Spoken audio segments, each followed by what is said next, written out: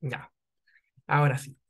Muy buenas tardes o muy buenas noches, independiente del lugar donde se encuentren. Espero que tengan una muy linda jornada el día de hoy, ¿cierto? Les quiero dar la más cordial bienvenida a este seminario conversatorio que lleva por nombre Cómo ser un terapeuta efectivo y creativo, en el marco del ciclo de conferencias de nuestro tercer Congreso Internacional en Salud Mental, perdón, y Psicología, Fortaleciendo la Salud Mental y Resiliencia, organizado por la USJ, por Psicovital, ADIPAE y EHP.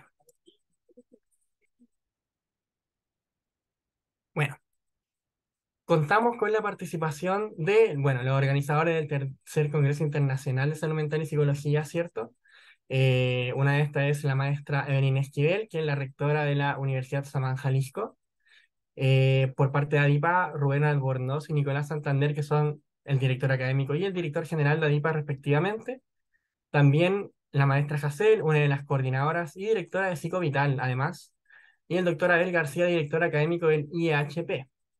También en la sesión del día de hoy contamos con grandes exponentes de la salud mental, ¿cierto? Tales como Leticia Robles, también está Claudia Aguirre, Araceli Martínez, María Elena Fernández, Oliver Peñafiel y también Claudia García. Bienvenidos a los expositores, a las expositoras, organizadores y colegas, y también a todo el público conectado. Le agradecemos su participación el día de hoy. Bueno, a continuación les presento la agenda de la instancia del día de hoy. Actualmente estamos en el bloque de bienvenida. Posteriormente viene la presentación de la temática, ¿cierto? Y una vez concluida esta, se dará la posibilidad a tomar preguntas para que puedan, bueno, que puedan tener las personas presentes.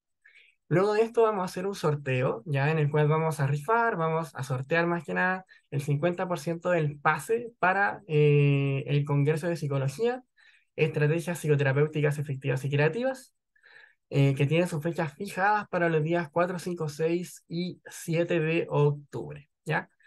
Posterior a este sorteo vamos a compartir un link a través del chat que va a ser para que ustedes puedan ingresar a este, puedan rellenar sus datos para obtener un certificado que les va a llegar directamente a su correo.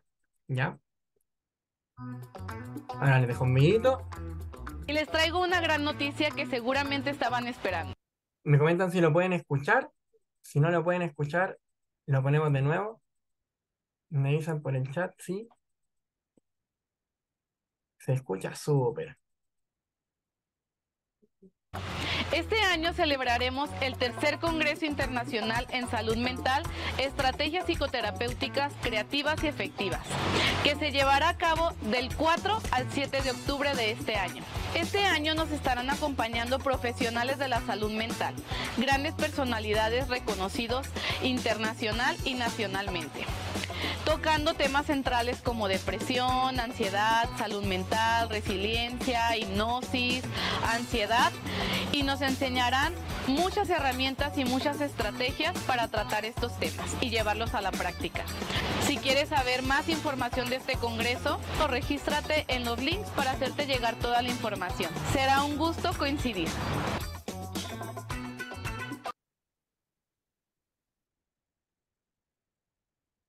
Bueno, les recordamos a todos y a todas las presentes que también tenemos un canal de ayuda disponible que trabaja de lunes a sábado, que es sac@ipa.mx, donde todas las dudas que tengan, todas las consultas, si requieren más información, nos las pueden hacer llegar ahí. No tenemos ningún problema y esto siempre va a estar activo para responderle todas las dudas que ustedes tengan. Así que ahora les voy a dejar de compartir pantalla. Em, bueno, de parte mía y de parte también de todo mi equipo, les quiero dar la bienvenida a este seminario congreso y conversatorio que vamos a tener el día de hoy. Bueno, como les comenté, vamos a dar una ronda de preguntas de nuestros expositores, ¿cierto? Por lo que vamos a partir con la primera. Nuestras invitadas van a tener un espacio de 3 minutos aproximados, ¿cierto? Para su participación, donde nos van a poder contar un poquito sobre ciertas preguntas que les vamos a ir haciendo durante el transcurso de esta charla, ¿ya? Luego de esto van a poder opinar respecto a esto, en donde nosotros le vamos a dar un tiempo determinado para que ustedes puedan levantar la mano o abrir micrófono para generar una dinámica más de conversatorio con las expositoras, ¿cierto? Así que la primera pregunta que va dirigida a la maestra Leticia Robles sería, ¿cuáles son las habilidades características del terapeuta para que pueda llevar a cabo una terapia efectiva y creativa? Ahora sí, Leticia, te dejo con esta pregunta. Muy bien, muchas gracias, Daniel. Bienvenidos a todos. La verdad es que cuando nos pidieron que pudiéramos hacer un análisis de qué es lo que se necesita, para mí fue súper complejo, porque me parece que no es un elemento, ¿no? No, 3 minutos ahorita que nos decía Daniel rápido, concreto, es muy complejo. Pero lo que yo he alcanzado a observar, que algo que funciona mucho para ser un terapeuta efectivo y creativo, claro que si bien es cierto, es tener la técnica y la teoría y tener una base que nos pueda ayudar a saber tener un método de intervención que nos lleve a la implementación de esto, también es cierto que hay una palabrota que me encanta que se llama la maniobrabilidad terapéutica.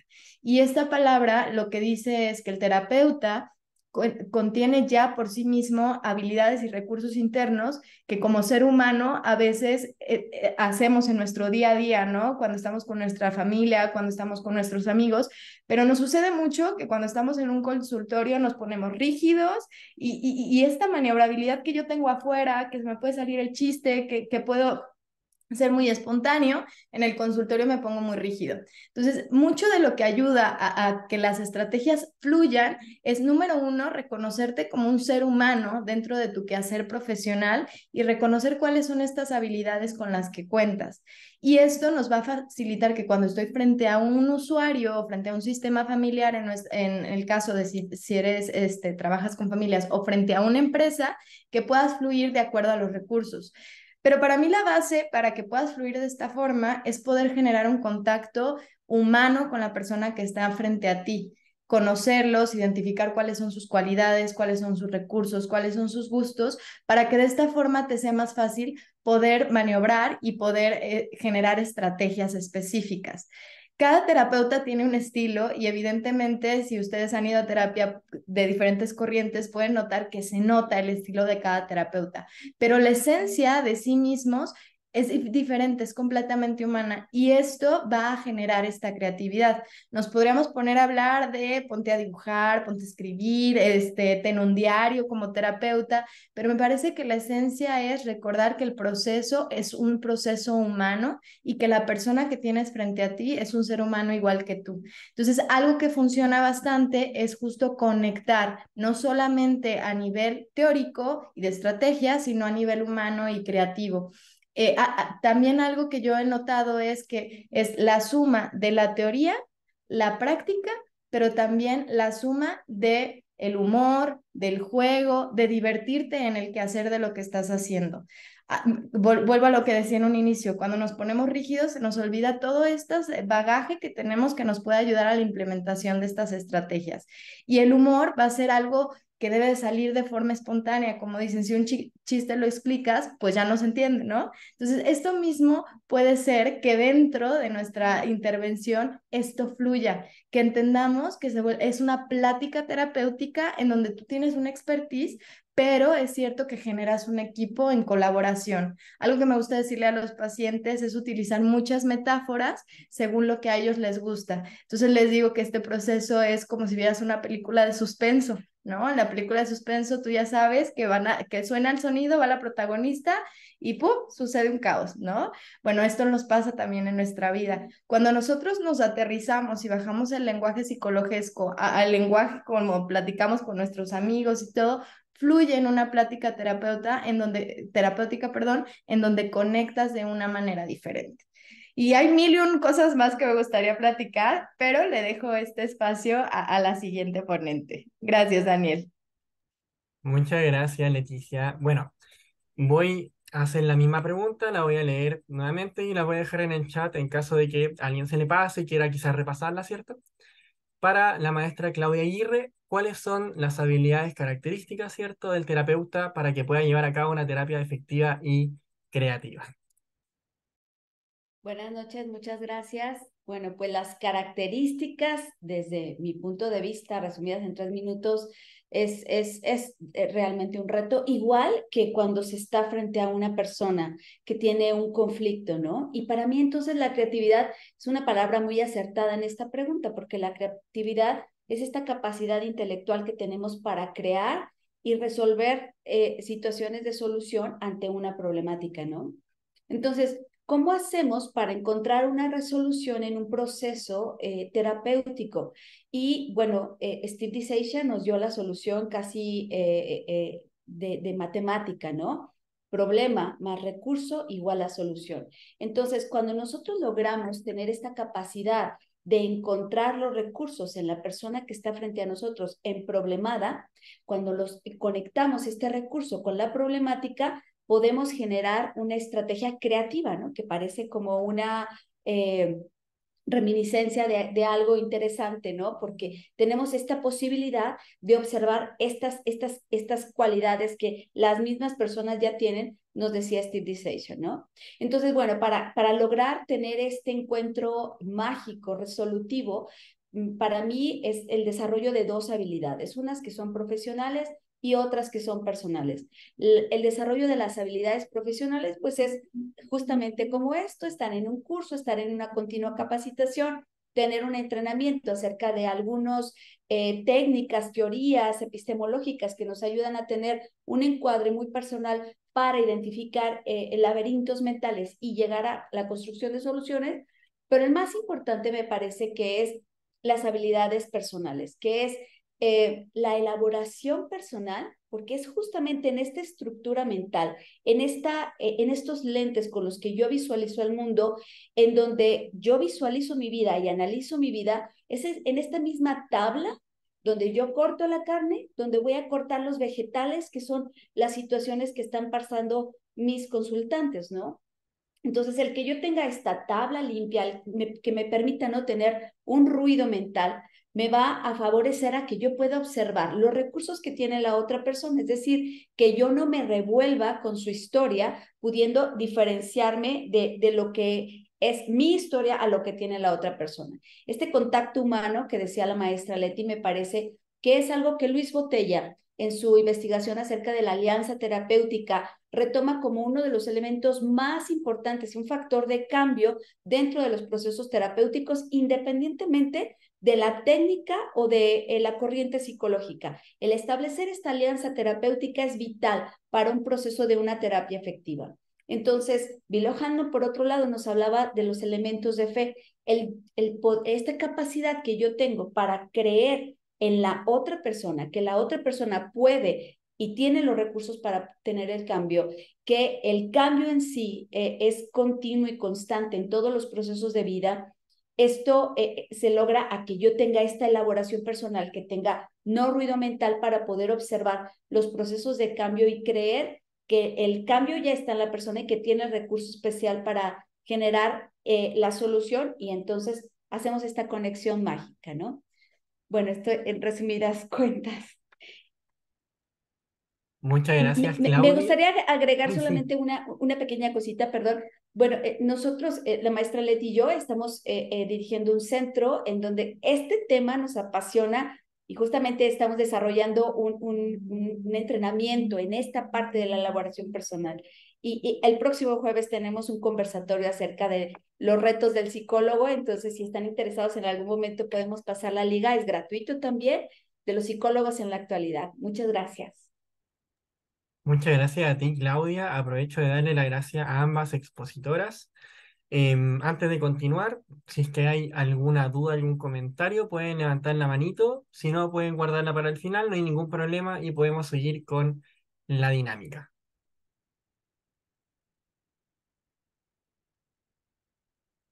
No, no hay ninguna manito levantada. Mientras tanto, pueden guardar sus consultas para el final, ¿cierto? No hay ningún problema. Así que vamos a seguir. Nuevamente les quiero dar las gracias, Leticia y Claudia, por sus aportes.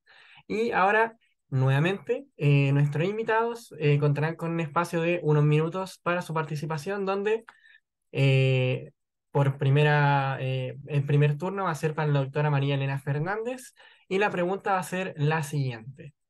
¿Qué efectos debería tener una terapia efectiva y creativa en los consultantes? Así que María Elena, te dejo el paso a ti.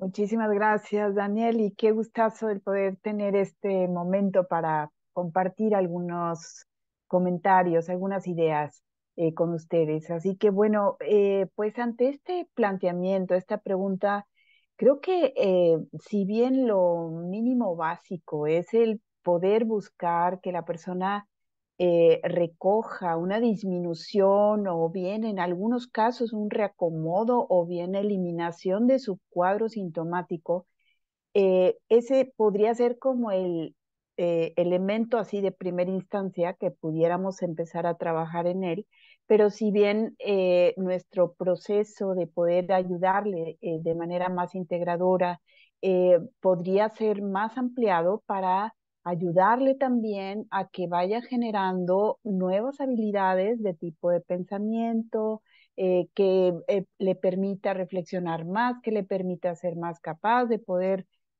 pues elaborar soluciones. Es decir, en el propio curso del proceso terapéutico vamos trabajando con esta parte, con el desarrollo cognitivo, con habilidades de esta naturaleza que le ayuden a tener mayor fortalecimiento de su capacidad reflexiva. Al mismo tiempo, tendremos que irle dando como toda esta permeada a todos los aspectos importantes de su persona, es decir, la parte del manejo emocional o la gestión emocional que también le ayude a poder tener mejores herramientas o habilidades para poder expresar y manejar mejor este lado, esta parte emocional afectiva, digamos, que podría estar naturalmente implicada dentro de su proceso de desarrollo y naturalmente si esta parte se traduce en acciones evidentemente muy claras, acordes a este nuevo perfil más saneado o más puntualizado hacia áreas de rendimiento, de producción, como de, pues de relaciones más saludables también hacia otros, o bien acciones hacia sí mismo, acciones hacia los demás son elementos importantes que tendremos que ir cuidando para que se vayan dando como el tipo de elementos, así como ayudadores. Creo que sin dejar de lado de ninguna manera la parte también que tiene que ver con este propósito de vida, con este sentido de vida que es la buena razón por la que él quisiera cambiar cosas o, en su vida, ¿verdad? O por la que él pudiera elaborar un proceso de esfuerzo como más detallado en querer hacer algo diferente en su vida, me parece que es algo muy importante que habremos de ayudarle a descubrir dentro del camino terapéutico. Y por supuesto que todo esto va teniendo una repercusión no solo en su estar más contento, más satisfecho, más pleno quizás, pero también es la oportunidad también de que esto repercuta en su mejor salud física. Naturalmente es todo un sistema que está concatenado con los diferentes elementos y entonces en este sentido creo que es muy valioso tener la consideración de todos estos elementos que estamos considerando para que pueda la persona armonizar por dentro y en sus conexiones relacionales. Eh, Sé que ya estoy sobre los tiempos, pero bueno, es nada más el último elemento que quiero redondearlo, que creo que resume un poco todo lo que he dicho, es que rigurosamente la persona lleve un estado interno de esperanza en una condición y en un estadio de vida más ayudador, más pleno y más satisfactorio. Entonces creo que por ahí va nuestro trabajo muy bello, muy puntual para irlo cubriendo con todos los elementos. Muchas gracias, perdón por la excedida del tiempo. Muchas gracias a ti, María Elena. No hay de qué. De verdad, muchas gracias por esa completa respuesta. Así que ahora vamos a seguir la misma pregunta, ¿cierto? La voy a volver a leer y esta va para la maestra Araceli Martínez. ¿Qué efectos debería tener una terapia efectiva y creativa en los consultantes?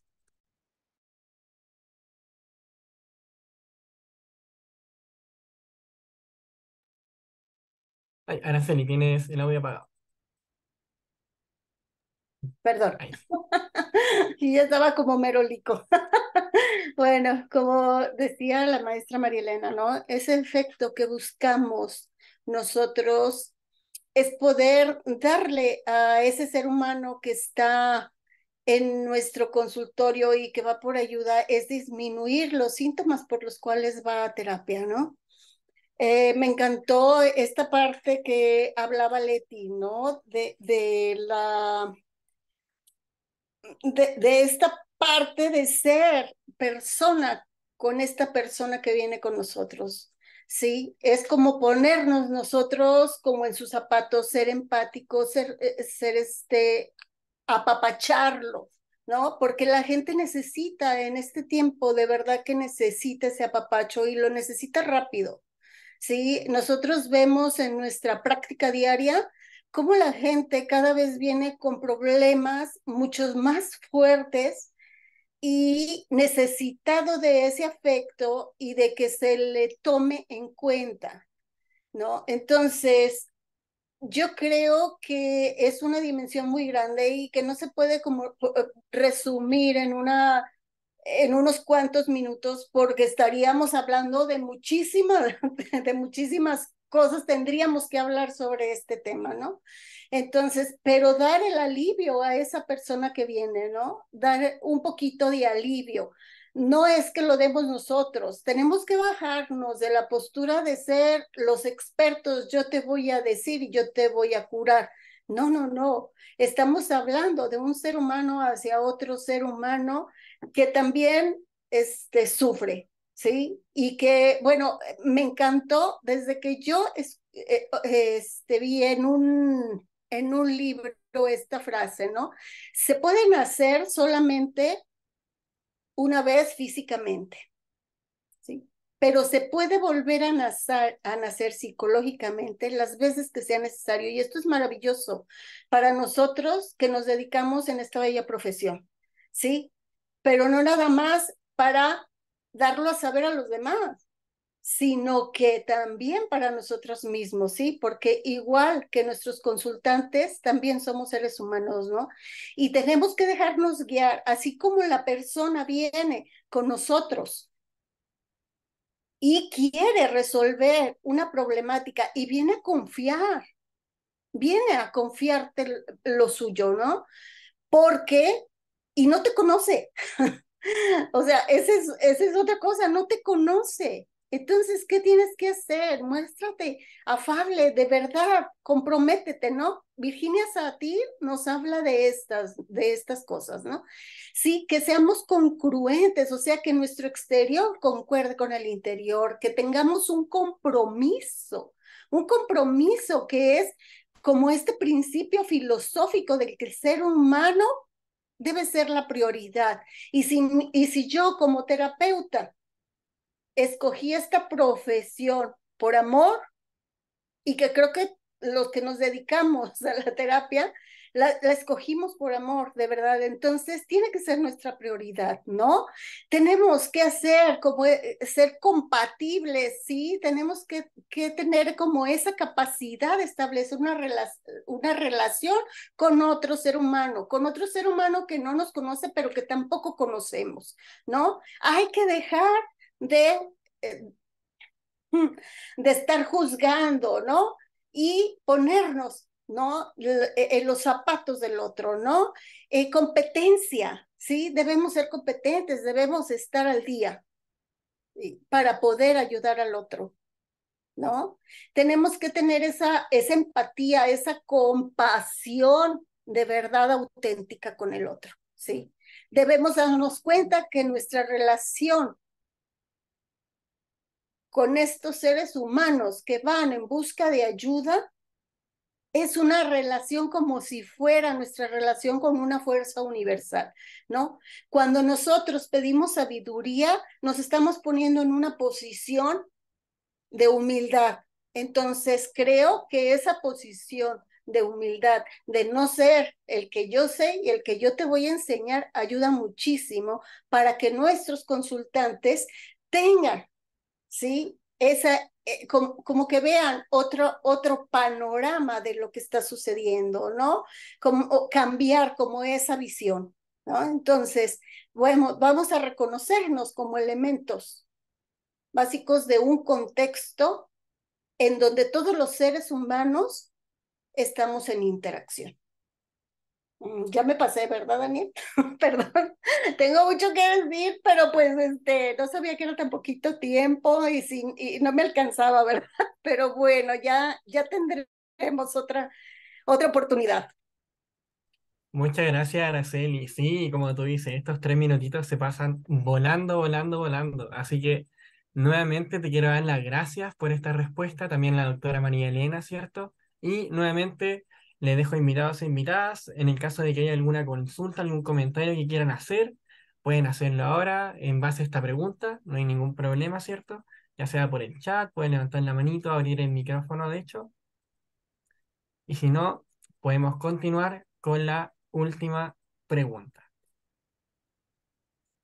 Creo que no hay dudas, no hay dudas, no hay comentarios. Bueno, podemos esperar hasta el final, ¿cierto? Así que vamos con la última pregunta. Al igual que recién, vamos a tener entre 3 a 5 minutitos por expositor, ¿cierto? Para poder dar un comentario. Esta pregunta va dirigida al doctor Oliver Peñafiel y dice lo siguiente. ¿De qué manera debe comprometerse el terapeuta y el consultante para que la terapia tenga resultados? Ay, sí, para que la terapia tenga resultados. Disculpen, le voy a dejar la preguntita en el chat, ¿cierto? Y le dejo la palabra al doctor Oliver. Muchas gracias, Daniel. Un saludo a toda la audiencia, a toda la sala desde Bolivia. A ver, voy a ser concreto para estos 3 minutos. Es importante que primero el terapeuta sea genuino. La genuinidad es fundamental, ¿no? Seamos auténticos. Y esa autenticidad se va a ver reflejada en el proceso en el que estamos llevando con nuestros consultantes. La triada del apego de Holmes nos habla de 3 factores importantes en la mirada de la terapia, ¿no? La exploración, el consuelo y la protección. 3 factores fundamentales que nos ayudan a generar un vínculo con el consultante y entender qué tipo de consultante es el que tenemos. Tenemos un consultante demandante, un consultante comprador o un consultante visitante. Y cómo la habilidad del terapeuta puede hacer que ese visitante, ¿sí?, o ese demandante se convierta en comprador. Esto también nos ayuda a reconocer que el 80% de lo que nosotros hacemos en terapia somos nosotros mismos. Y el 20% son nuestras técnicas, nuestras habilidades, nuestro conocimiento, etc. Pero somos nosotros en este contacto de un ser humano con otro ser humano, en este contacto que se va haciendo. Entonces, qué fundamental cómo recibimos a la persona desde el regula tactus, desde la primera instancia hasta el proceso. Hacer que las estrategias creativas que tenga el terapeuta, sabemos bien que el terapeuta tiene un aliado fundamental que es la creatividad, ¿no? Y esa creatividad nos ayuda a adaptarnos al proceso del consultante. Viene un consultante y me dice, a mí me gusta el fútbol, y yo le empiezo a hablar de PlayStation, y puede que él nunca haya visto un PlayStation o no le interesa tener un PlayStation. Entonces, ¿qué hacemos? Hablamos de fútbol, porque a él le interesa el fútbol, ¿no? Es fundamental que el terapeuta tenga esa capacidad. Y si es que no conoces algo, hacerlo experto al consultante, para que él se dé cuenta que está teniendo un lugar fundamental en el proceso en el que nos encontramos. Creo que esto es fundamental para el manejo y la efectividad de la terapia. Creo que respeté los 3 minutos. Muchas gracias, Daniel. Muchas gracias a ti, Oliver. Bueno, veo que una persona en el chat no escuchó bien a quién te referías con la triada del apego, a quién iba dirigida, Ah, la triada del apego de Holmes. de Holmes. Ay, te pido si lo puedes escribir en el chat, Claro, por con favor. mucho gusto, con mucho gusto. Súper. Muchas gracias. Bueno, y nuevamente dándote las gracias por tu respuesta, ¿cierto? Vamos a proceder a la misma pregunta, ¿cierto? A la psicóloga Claudia García. Vamos a repetirla nuevamente. ¿De qué manera, bueno, Claudia, de qué manera debe comprometerse el terapeuta y el consultante para que la terapia tenga resultados? Muy bien, buenas noches, muchas gracias a todos. Y pues ya lo decían aquí algunos compañeros, esta parte humana que nos conecta y que nos hace poner en empatía sin juicio con nuestro consultante va a ser que haya un compromiso en donde el consultante se abra desde nuestra postura con una escucha activa. Y para mí es muy importante esto que decían de ponernos a empatizar y hablar el lenguaje del consultante. ¿Sí? Yo desde la primera sesión, lo primero que les digo y les vendo esa idea, porque desde ahí ya lo estamos trabajando, es, y se lo repito a lo largo de la sesión varias veces, todo tiene solución.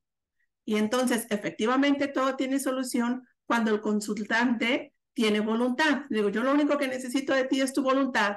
Y entonces ahí viene también esta excelente herramienta de la pregunta milagro y se abre un panorama para el consultante y aquello que veía tan difícil de lograr, pues yo le doy esa puerta para que trabaje y ahí viene ese contrato, ese compromiso donde el consultante dice, sí, yo quiero eso. Entonces, esto implica, y siempre les digo, aquí no hay fórmulas mágicas, es trabajo y vamos a trabajar juntos y hacerle ver y sentir a la persona que no va a estar solo en ese proceso.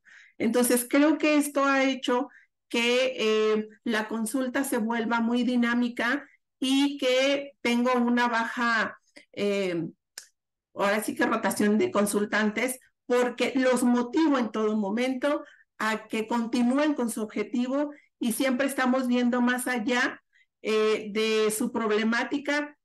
Algo que yo les digo, siempre que tú salgas de mi consultorio, y es algo que yo se los recomiendo mucho, siempre, siempre vas a salir mejor que como entraste. Y durante la sesión estoy trabajando durante el tiempo en qué dinámica, qué pregunta, qué cosa vamos a hacer, qué ejercicio final. Es como un dulce cuando va el niño con el doctor, ¿no? Que ya le puso la vacuna y ya lo hizo llorar. ¿Qué hace el pediatra? Le da su dulce para que se vaya contento. Entonces, eso me ha funcionado mucho y hace que la persona se vaya motivada con ganas de regresar. Entonces, en lo particular es lo que a mí me ha funcionado y es lo que hace que tenga éxito el proceso. Muchas gracias, Claudia. Veo ahí que Kimberly en el chat preguntó si es que aquí también entraría el contrato terapéutico. Si aquí, que perdón, no escuché la pregunta. Si es que aquí también entraría el contrato terapéutico. Sí, de hecho yo lo tengo por escrito. Yo se los doy a mis consultantes en la primera sesión y me lo firman. Y no es más que un protocolo donde mentalmente o psicológicamente al momento de firmar, plasmar como tal un contrato, queda como más serio el proceso, porque en realidad el contrato, la hoja que me firman y que yo guardo en su expediente, es para que la persona sepa que viene a trabajar, no viene a buscar una mamá que le va a resolver sus asuntos, sino que viene a trabajar y que requiere de su compromiso y su acción en su proceso. Muchas gracias, Claudia. Antes de dejar los invitados a que levanten la manito, ¿cierto? En caso de que tengan dudas, veo que Ángel tiene la manito levantada. Así que, Ángel González, ¿sí? ¿Nos puedes hacer tu consulta o tu comentario?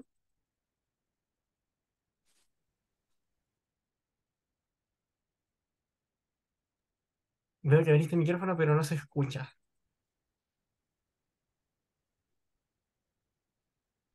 A ver, ¿me escuchan ahí? Ahora sí. Esta pregunta es enfocada en esto que decía de que el consultante se vaya mejor que como llegó, con qué herramientas se puede evaluar para saber que sí se está yendo satisfecho o mejor que como llegó el consultante. ¿Qué técnicas o herramientas nos ayudarían a evaluar eso?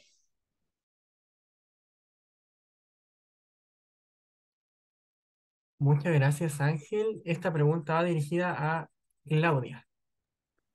Ok, la pregunta es literal. Durante toda la sesión hay que ir visualizando cómo va evolucionando el consultante y pues es hacerle la pregunta, ¿cómo te sientes? ¿Cómo vas? Con esta respuesta o con esta pregunta, ¿te hace sentido?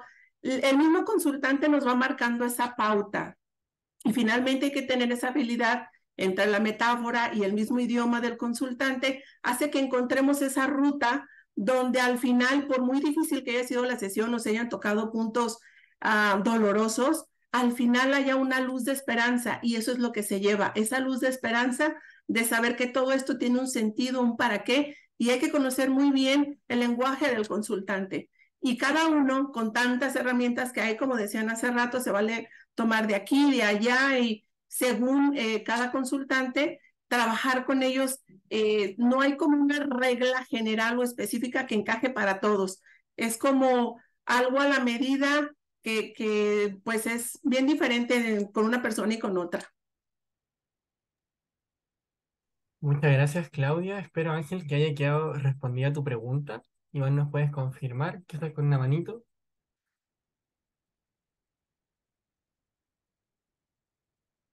Ay, súper. Muchas gracias. Bueno, dejo también la palabra abierta en caso de que tengan alguna duda, alguna consulta, algún comentario. Esto puede ser ya sea por parte de los y las asistentes que están acá, como también en base a los mismos expositores también nos pueden dar algún otro comentario respecto de la pregunta de algún otro colega, quizá no hay ningún problema. Daniela, a mí me gustaría complementar la respuesta de ahorita de Claudia. Creo que algo muy importante es que cuando lo vemos en la teoría, pareciera que es si haces A, pasa B y luego pasa C, ¿no? Pero en la práctica, lo que decíamos, coincidimos todos, es un caso muy específico cada una de las personas que van a consulta con nosotros. Bien lo decía la maestra Claudia, hacemos un traje completamente a la medida con la persona que estamos enfrente y el que se lleven algo o el que ya inicia su proceso de cambio, esto a mí no me parece que es que van a salir contentos y felices siempre, ¿no? A veces el empezar a hacer estos cambios es incómodo, pero es necesario. Nosotros, el modelo que varias de las colegas que están aquí trabajamos es basado en objetivos, pero a veces llegar a ese objetivo, pues si están ahí es porque no les está funcionando lo que están intentando. Y probablemente cuando tú los hagas que hagan este giro de 180 grados, se van a incomodar, no les va a parecer. Entonces, también una forma en donde se puede ver que se están moviendo es que se están incomodando, ¿no? Parte de lo que yo hago en el encuadre es, hay sesiones que me vas a amar y otras sesiones que vas a salir regañadientes y pensando lo peor de mí, pero tú quedaste, tú hiciste un compromiso conmigo y que este era tu objetivo. Y para llegar a eso, yo tengo que jalarte y sacarte de ahí, aunque esto pueda ser incómodo para ti, ¿no? Entonces, me parece que decir, mira, lo que vas a notar es que se le va a subir un poquito la comisura de la boca y los ojos le van a brillar, o te va a decir que eres la mejor terapeuta o el mejor terapeuta. Esto no va a suceder. Esto lo vas a ir viendo sesión con sesión y depende muchísimo del caso. Recuerdo en alguna ocasión que una de las estudiantes que acompañamos me decía, ay, es que yo pensé que no me ponían atención, que lo que decíamos no les importaba, que el material que llevábamos no funcionaba. Pero ahora me doy cuenta que sí, que llegó y me dijo, sí, me acuerdo de los monitos intensamente y ahora yo lo que hago es esta respiración y esto, ¿no? Entonces a veces el resultado no se va a ver en la primera sesión, pero es la suma de los esfuerzos que se hacen en equipo, en colaboración, tanto del terapeuta como de las personas que están en consulta con nosotros. Muchas gracias. Muchas gracias, Leticia. Veo también que Araceli tiene la mano levantada, así que adelante, Araceli. Sí, Daniel, es bien interesante este tema y pues es muy extenso, como ya lo dijimos todos, ¿no? Entonces, bueno, una de las cosas que yo creo que sí debemos de tomar en cuenta es que nuestro paciente, como dijo la maestra Claudia, sí, se vaya mejor de cómo entró, ¿verdad? Entonces, algunas de las cosas que se pudieran hacer contestando también la pregunta de este compañerito, sí, es que, bueno, yo me baso, por ejemplo, en preguntas hacia el futuro, ¿no?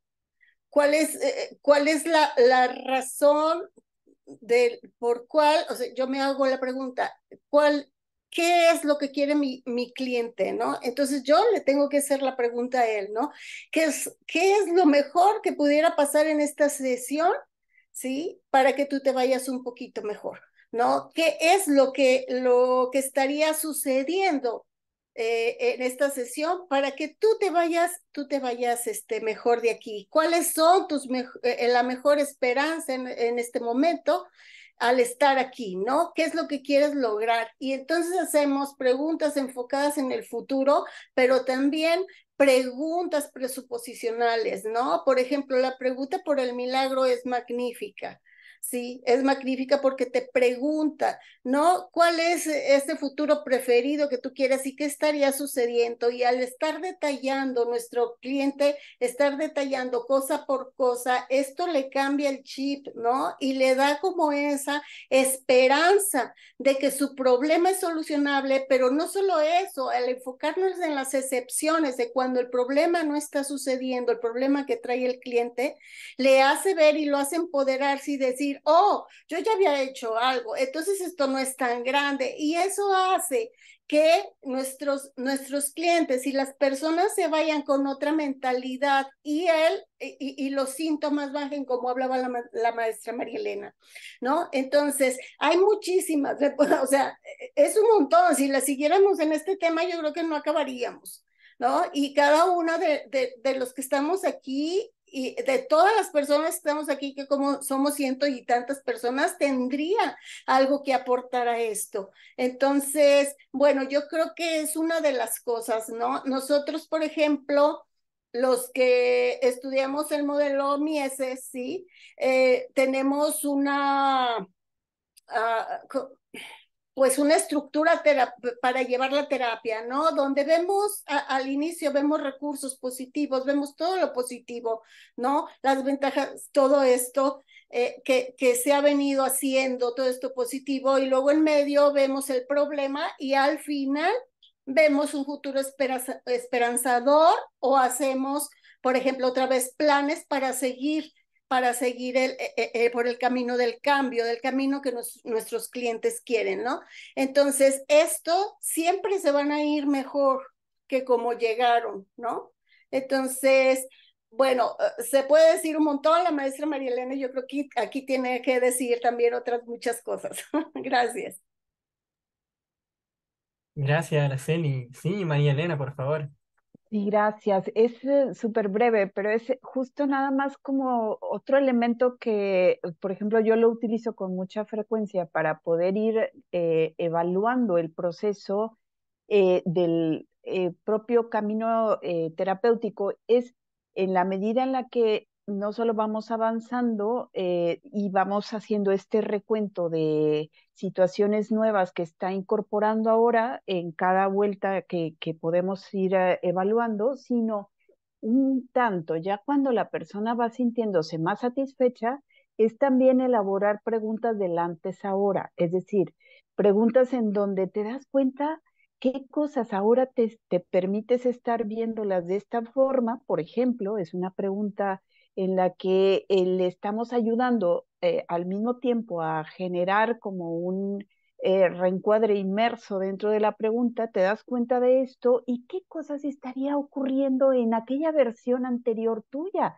si estuvieses bajo esta misma situación que estás ahora enfrentándola de esta manera tan saludable, solo para que tenga el comparativo de él mismo en su antes ahora, en su versión de cómo lo hubiera hecho, cómo lo hubiera elaborado, quizás con muchísimas más dificultades y más complejidades empantanadas un poco en el problema, versus ahora que puede generar nuevas alternativas saludables. Entonces, por ahí era también otro elemento que nos permite generar caminos evaluativos, ¿no?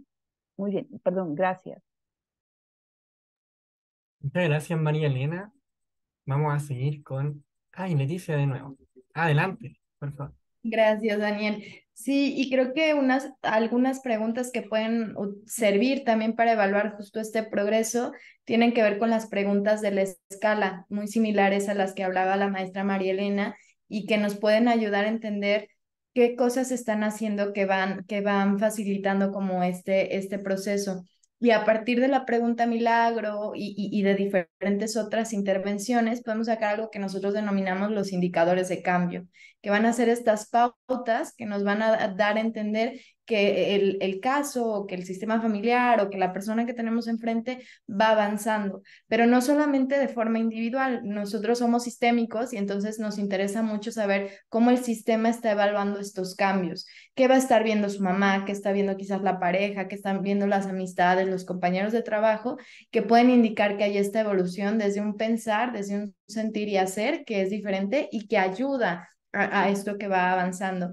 Y creo que también algo importante que yo lo tengo muy grabado de tanto de Matthew Seligman como de Ruperto Charles, el decirnos la importancia de saber qué han intentado los pacientes para resolver esta situación. Una, para irnos 180 grados de esos y otra, para no repetirlo nosotros y no favorecer al proceso. Entonces sería lo que me gustaría incluir. Muchas gracias. Muchas gracias. También veo a Claudia. Claudia. Sí, bueno, a mí me gustaría reiterar y volver a sumarme a lo que han comentado. La pregunta me parece por demás interesante y es cómo hacemos que una persona se vaya con mejor esperanza, mejor que como llegó, ¿no? Entonces, nosotros, sumándome a la pregunta que está ahorita en el chat, que dice como, ¿qué hacemos si todo lo que se intentó hemos intentado de todo y el consultante aún así no tiene disposición de su parte, ¿no? El maestro Oliver nos había comentado que identificar cuál es la postura que tiene ante el cambio es un elemento muy importante y nosotros nos podemos desgastar inventando alguna solución para los consultantes. Sin embargo, me parece relevante volver a resaltar lo que el modelo Mises nos recuerda y Steve DeSager y Eric Erickson que nos dicen dentro de las personas está una solución muy particular para construir la solución. Y nuestro único trabajo, decía Erickson, es encontrar ese recurso que esa persona tiene dentro de él. Yo puedo decirle misa y decir cómo yo resuelvo mis asuntos, pero si yo le vuelvo a recordar a esa persona, basándome en las excepciones, cómo ha hecho esa persona para resolver dificultades en otro momento a través de las excepciones análogas positivas, de las experiencias análogas positivas, de las excepciones al problema, de las pseudoexcepciones, podemos volver a retomarle esta confianza en sí mismo, versus el yo darle las soluciones, el decir, tú tienes estos recursos y cuál es tu fórmula y detallar esta fórmula de cómo se construyen dentro de sí mismos esta ventana de posibilidades donde yo tengo un formulario para enfrentar la vida de X forma, me llena de esperanza el que tú me recuerdes que en algunos otros momentos de mi vida yo he tenido conflictos y los he resuelto desde mis propios paradigmas de vida, ¿no? Entonces me parece que esta es nuestra función, encontrar estos recursos que los consultantes tienen para que para que vuelvan a tener esta sensación de fe y de esperanza. Gracias. Muchas gracias, Claudia. Y antes de darle la palabra a Ismael, me gustaría saber si es que los expositores pueden escribir en el chat a los autores que mencionaron de los cuales se basan, ¿cierto? Cosa de que la gente igual tenga la información en caso de que quiera ahondar en estos conocimientos. Y ya habiendo dicho esto, ahora sí, Ismael, te doy la palabra. Gracias, Daniel. Mira, estuvo muy padre el último punto ese de que el cliente te vaya mejor de cómo llegó. Yo trabajo en un gabinete médico, y trabajo mucho de la mano de médicos. Y algo que he aprendido de ellos, en la actualidad nosotros tenemos que generar evidencia para evitar precisamente demandas o para cualquier situación de demandas. Entonces, aparte del contrato terapéutico, yo hago un formatito, tengo un formatito muy, muy sencillo si quieres, donde viene unas caritas. Del 0 al 5 le digo es que llegaste estresado, molesto, preocupado. Y del 6 al 10 tiene una carita feliz, digo, tal vez te vas más tranquilo, más relajado. Y le digo del 0 al 10, ¿cómo llegaste? Me lo encierra en un circulito y del 0 al 10, ¿cómo te vas? Y eso les ayuda mucho. Aparte, pues les pongo ahí la fecha, el número consecutivo de las sesiones, observaciones, por ejemplo, qué metáforas se utilizó en ese día. Y ahí mismo incluyo la tarea. Entonces es un control muy padre. En lo particular me ayuda a no volver a repetir la misma metáfora, a no volver a encargar la misma tarea. Entonces, por ahí si alguien lo requiere, con toda confianza, por ahí se los podemos pasar. Y excelente el seminario de hoy. Felicidades, Daniel. Muchas gracias, Ismael, por tu aporte, de verdad. Muchas, muchas gracias. Ahora sí veo que no hay más manitas levantadas. Veo también que los expositores están poniendo a los autores, ¿cierto? Que hemos mencionado, así que pueden ir también recogiendo esa información desde el chat. Y bueno, les quiero dar también las gracias, ¿cierto? A todos y a todas por su participación acá. Antes de finalizar con este conversatorio, ¿cierto? Antes de ir a revisar el sorteo, les voy a compartir pantalla nuevamente porque vamos a ver dos videitos respecto a este congreso, ¿cierto? Ay, un segundito, les voy a compartir con audio. Ahora sí, ahora sí.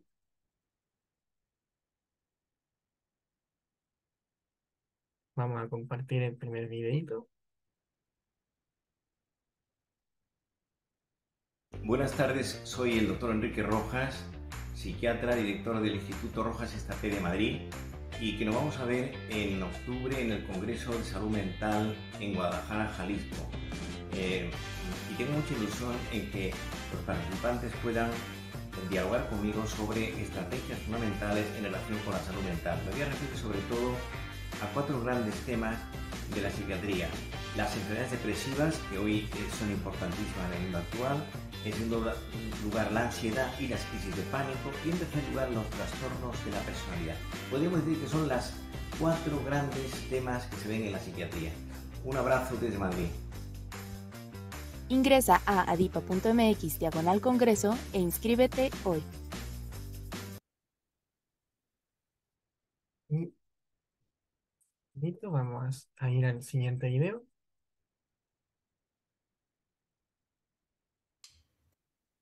Este jueves 5 de octubre tenemos una invitación para ti. Buenas tardes, estimados colegas psicólogos, médicos familiares, educadores. Los estamos invitando al tercer Congreso Internacional sobre Salud Mental. Yo en lo personal estaré trabajando un taller en presencial que se llevará a cabo el día 5 de octubre, en el cual trabajaremos sobre diversas estrategias para desarrollar una actitud de éxito y de bienestar integral en nuestra familia, en la escuela y en la empresa. No esperes más, inscríbete en adipa.mx/seminarios y participa en este taller presencial y gratuito en USG Guadalajara. Cupos limitados. Ahora sí, habiendo ya compartido los videos, ¿cierto? Quiero agradecerle la presencia nuevamente de todos y todas por haber estado en este conversatorio, seminario, ¿cierto? Les dejo la invitación para que se inscriban y para que participen en este tercer Congreso Internacional de Salud Mental y Psicología, Fortaleciendo la Salud Mental y Resiliencia, organizado, como les comenté en un inicio, por la USJ, por Psicovital, AIPA y bueno, IEHP. Les dejo por si acaso quieren darse una vuelta por el sitio, ¿cierto? El link a través del chat. Les quiero agradecer también a los ponentes por su excelente participación en este seminario. Estuvieron muy buenas las conversaciones que se formaron, muy buenas las opiniones, así que les agradecemos también. Y por su aporte también de los autores que nos han dejado en el chat. Ahora voy a terminar la grabación.